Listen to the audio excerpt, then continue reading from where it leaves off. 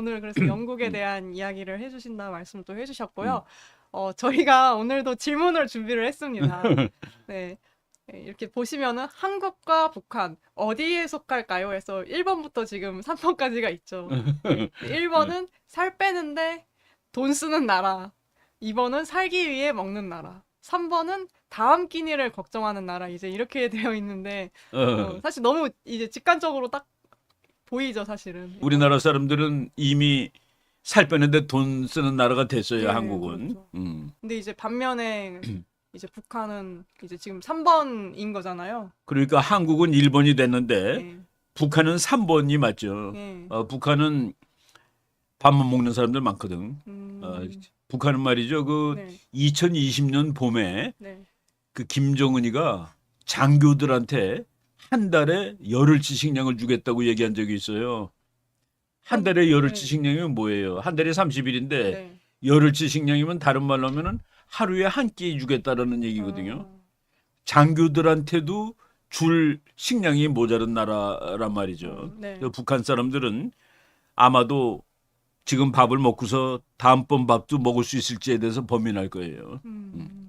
그러니까 한국은 1번, 북한은 3번이 된 거죠. 네. 어.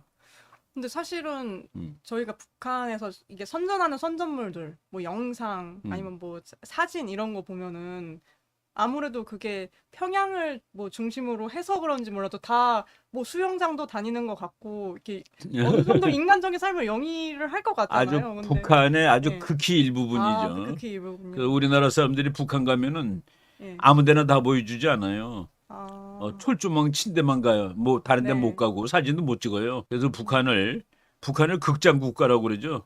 아, 보여줄 것만 보여주는 나라니까 극장 국가지.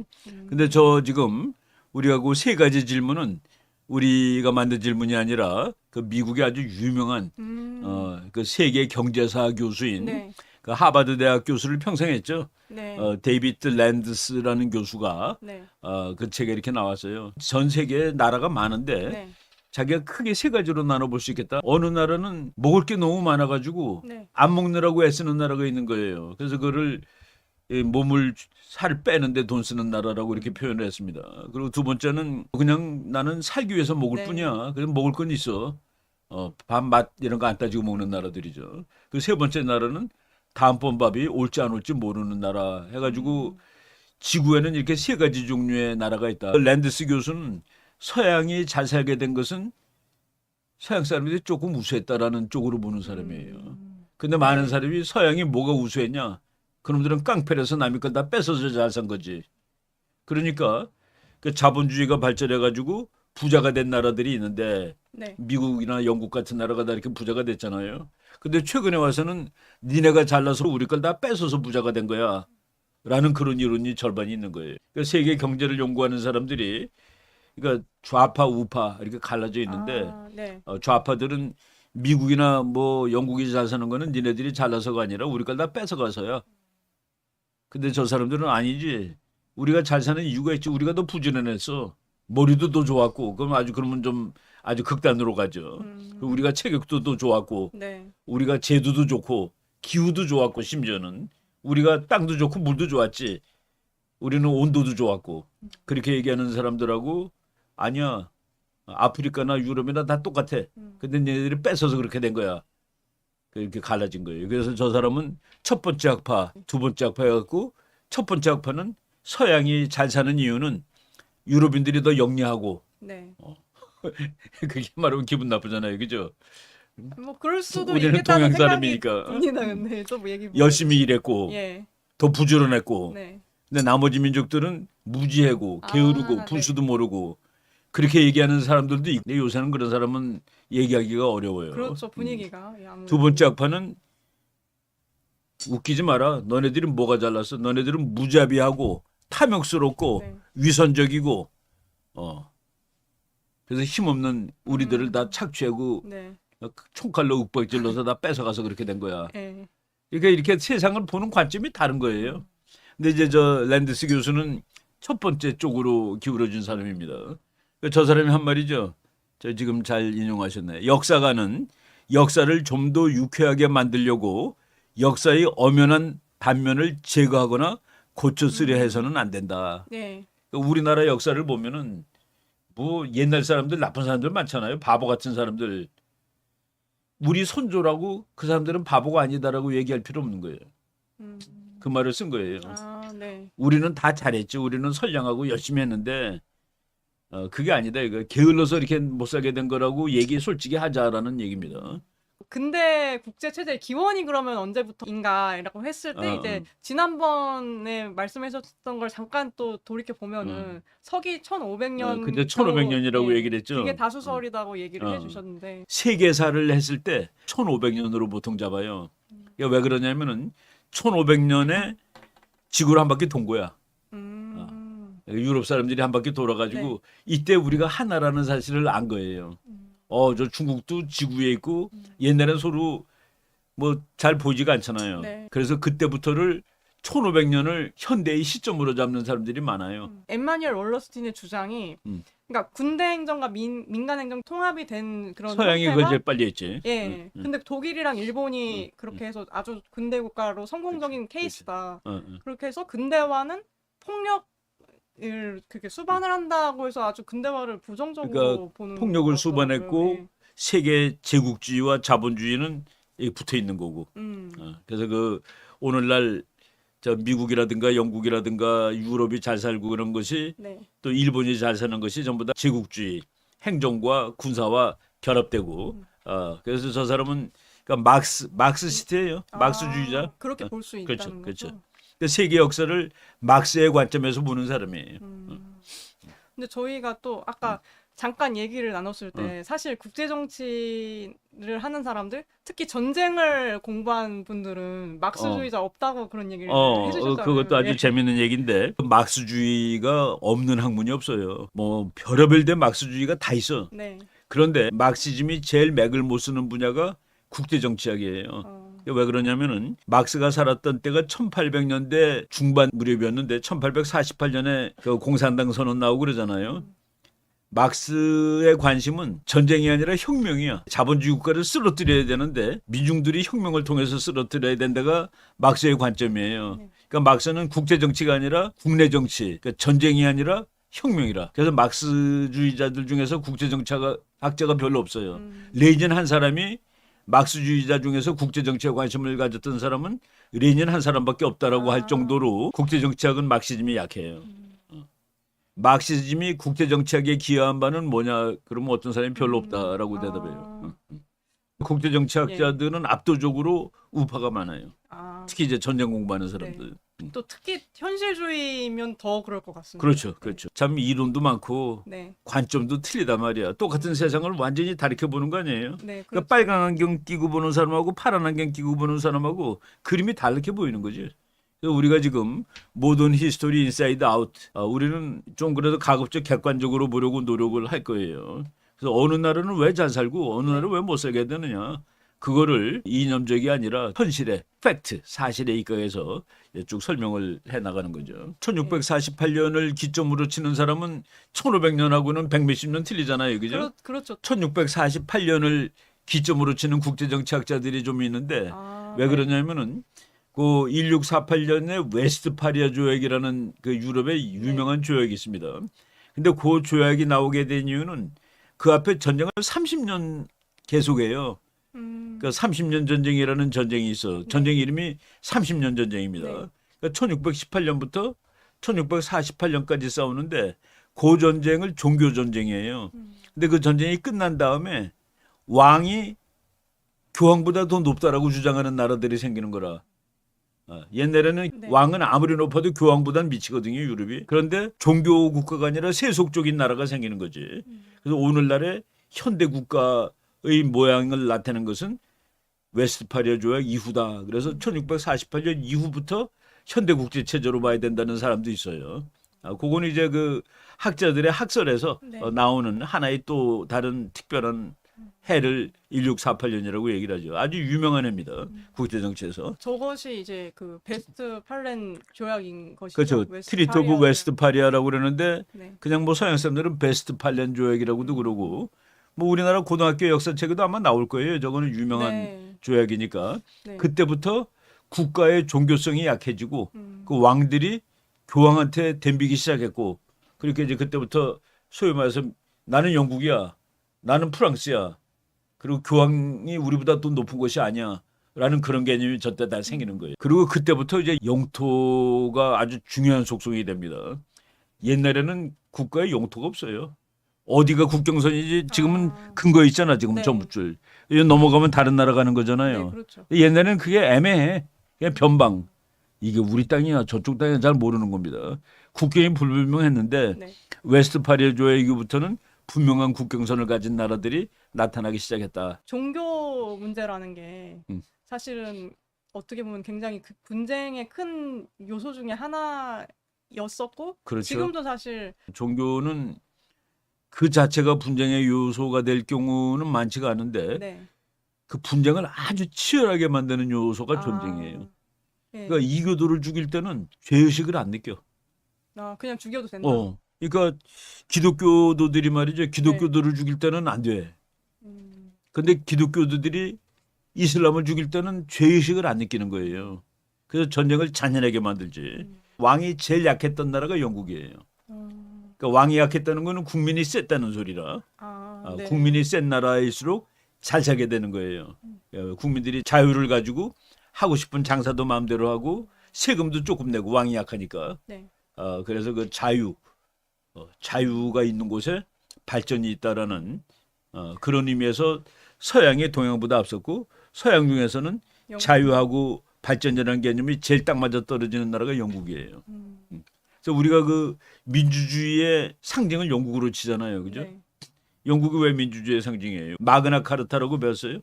마그나 카르타가 권리장전이라는 소리인데 아, 예. 국민들이 아, 무려 지금으로부터 한 800년 전에 권리장전을 만드는 거야.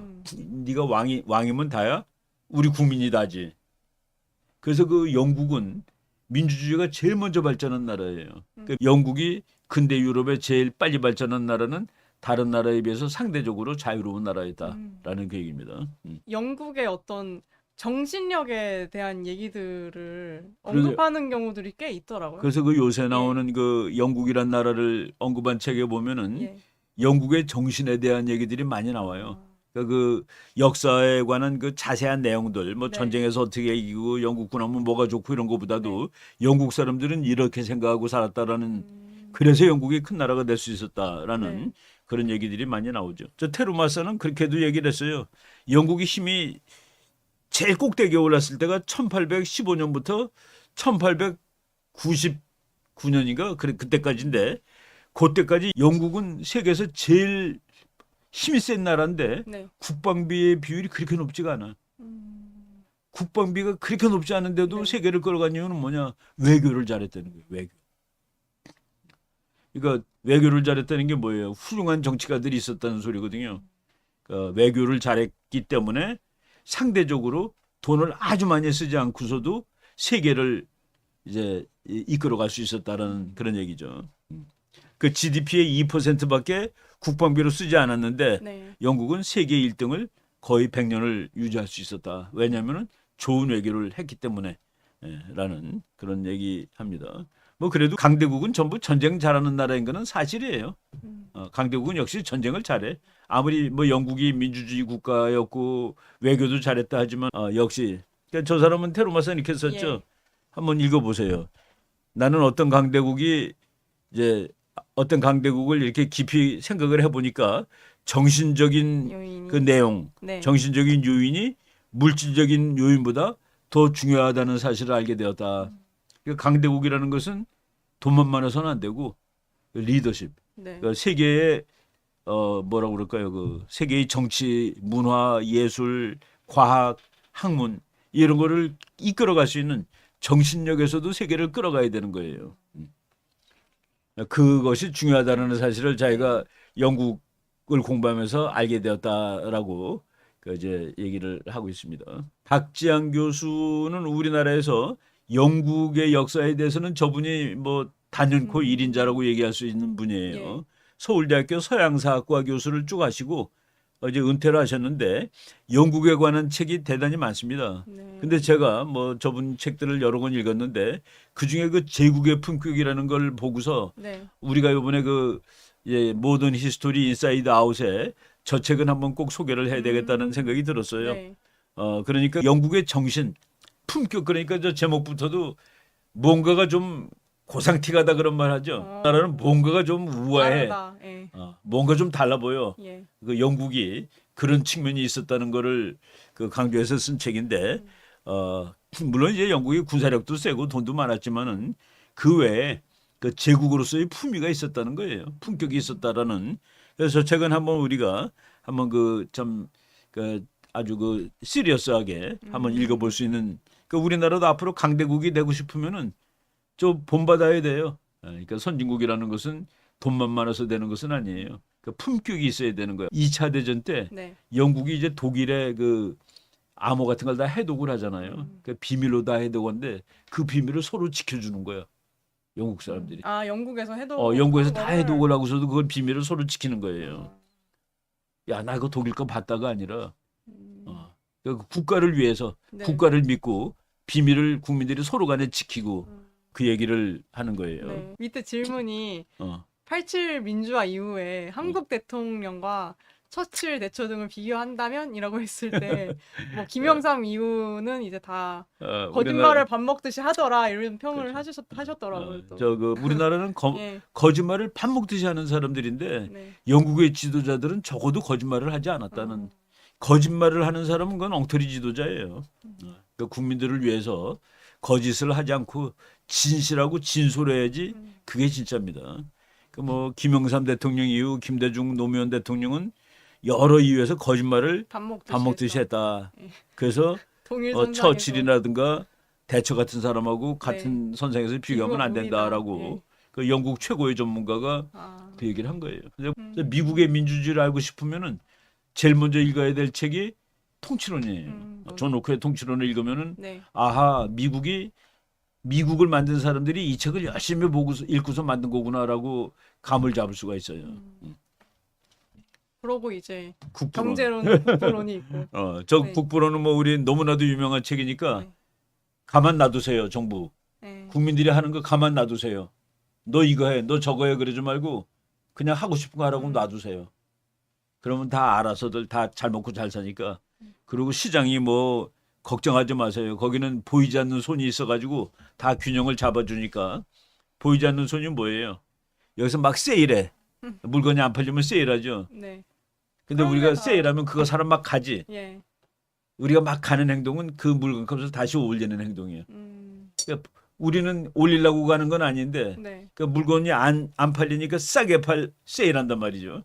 싸게 팔면 우리는 막 달려가니까 결국 물건값을 올리는 행동을 하는 거죠. 그게 그러니까 이제 알아서 작용한다는. 그러니까 보이지 않는 손이 있다는 예. 거예요.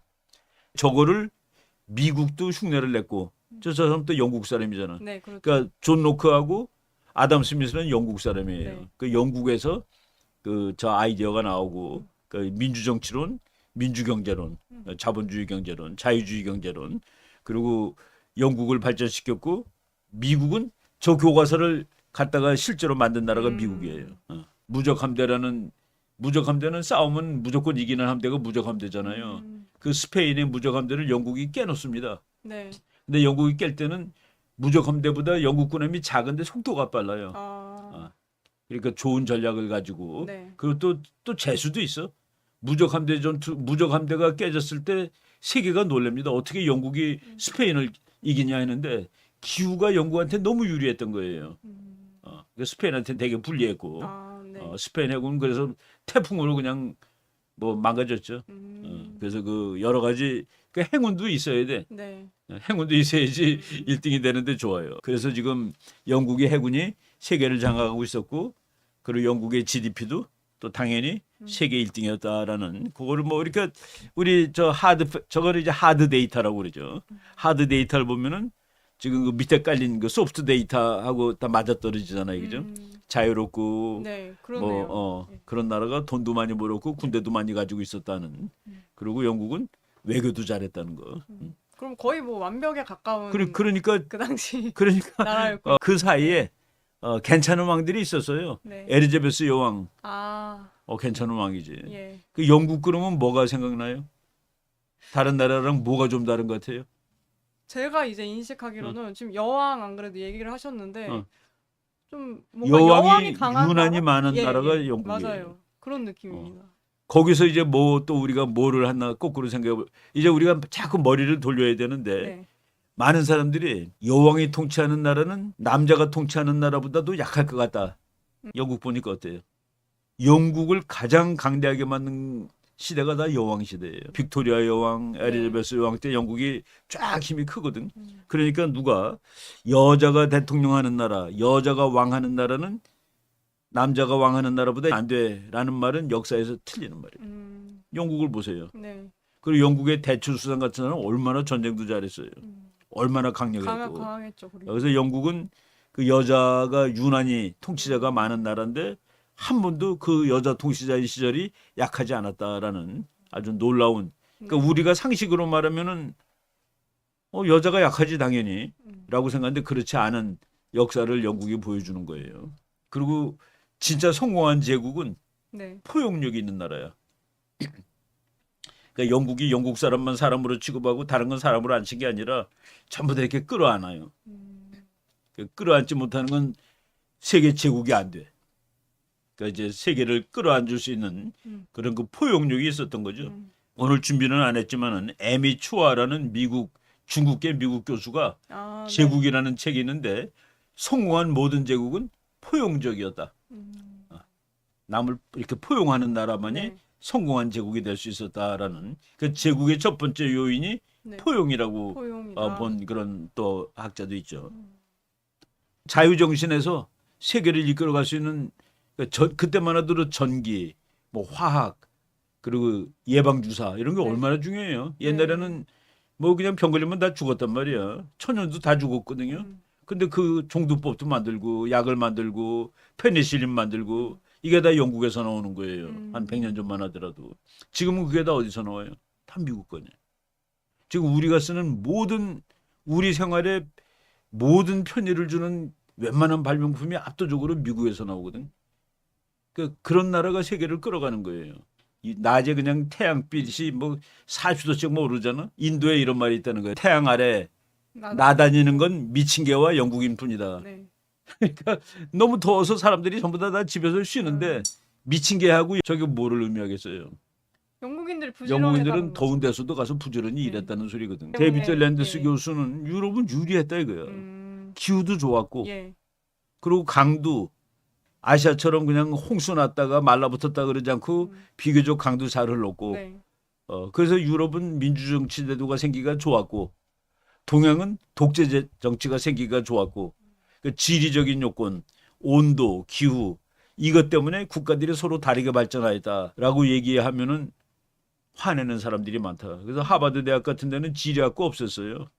그 지리학 교수들이 자꾸 헛소리 한다고. 대학에 학과를 막 없애. 네. 힘이 센 나라야. 네. 근데 힘이 센 나라가 보통 못된 짓을 많이 해.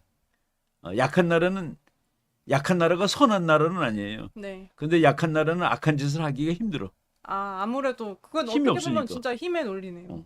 그러니까 국정치를 힘으로 분석을 하지 않고 선과 악으로 분석을 하면은 안 된다는 얘기예요. 독일이 왜 영국한테 졌냐? 독일은 악마기 때문에 졌는가? 독일은 영국보다 힘이 약하니까 졌죠. 2차 대전 때 영국이 이긴 이유는 뭐 영국이 힘이 센 게 아니라 힘센 미국이 영국 편이었기 때문에 독일이 진 거예요. 근데 독일은 불의의 나라기 때문에 지고 영국은 정의의 나라기 때문에 이겼다 그러면 그때부터 설명이 안 돼요. 사실은 그런 시각으로 바라보시는 분들도 더 많아요. 맞아요. 맞습니다. 꽤 많은 게 아니라 더 예, 많아요. 예. 그러니까 우크라이나는 좋은 나라래 다. 그렇죠. 예. 순박하고 선한 나라고 이렇게 막 그러니까 우리는 예. 선하고 착한 나라고 일본은 악마고 그런 거지. 그렇죠. 예. 다 비슷한 논리로 이게 적용이 되는 것 같더라고요. 한번 거꾸로 생각해 보자고요. 우리가 일본만큼 힘이 세고 일본이 조선만큼 힘이 약했으면은 역사가 어떻게 변했을까? 근데도 우리가 가만히 있었으면 착한 건지 바본지 알 수가 없어. 네. 우리나라 고구려 때 그렇죠. 그럴 때는 엄청 고구려가 영토를 얼마나 땅을 많이 넓혔어요. 확장하고, 예, 그랬죠. 고구려가 땅을 뭐 돈 주고 샀나? 전쟁에서 그렇죠. 뺏었지. 예. 근데 그렇죠. 고구려가 땅 넓힌 건 잘한 일이라고 그러면서 다른 나라가 땅 넓힌 거는 나쁜 놈이래. 그러면 안 되죠.